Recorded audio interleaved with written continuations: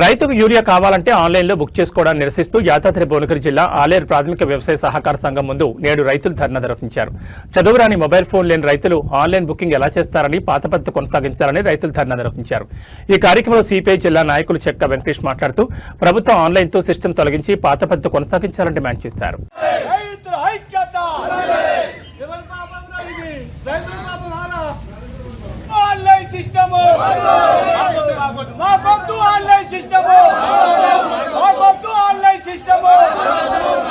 రైతులకు యథావిధిగా ఊరియాను పాత పద్ధతుల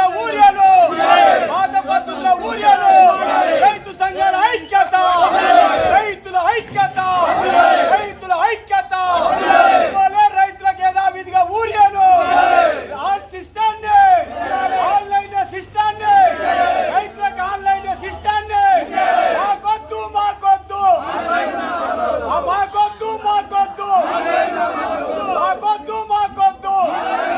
ముందు పొద్దున్నే రైతులు తీసుకొచ్చి తన పొలాలకు యూరియా కావాలని ఇవాళ ఫోను యాప్ ద్వారా ఆన్లైన్ ద్వారా ఈ సిస్టాన్ని ప్రభుత్వం తీసుకురావడం జరిగింది.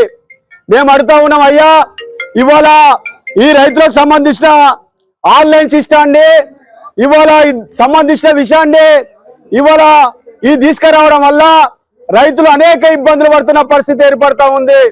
ఇవాళ మీరు వెనుకటి నుంచి ఈ రోజు వరకు ఎట్లా ఇచ్చారో ఏ విధంగా ఇచ్చారో అదే పద్ధతిలో పాత పద్ధతిలో కొనసాగించాలని ఈ సందర్భంగా మేము గుర్తు చేస్తా ఉన్నాం.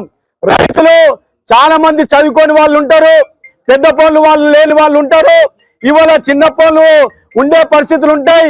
ఇవాళ ఈ ఫోన్లలో యాప్ను చూసుకోండి, ప్రయత్నం చేసుకోండి. 1, 2, 3 ఎకరన్నరకు 3, 4 ఇచ్చే విధానాన్ని తీసేయాలని సందర్భంగా ముఖ్యమంత్రి రేవంత్ రెడ్డి గారికి రైతు సంఘాల పక్షాన మేము విజ్ఞప్తి చేస్తా ఉన్నాం.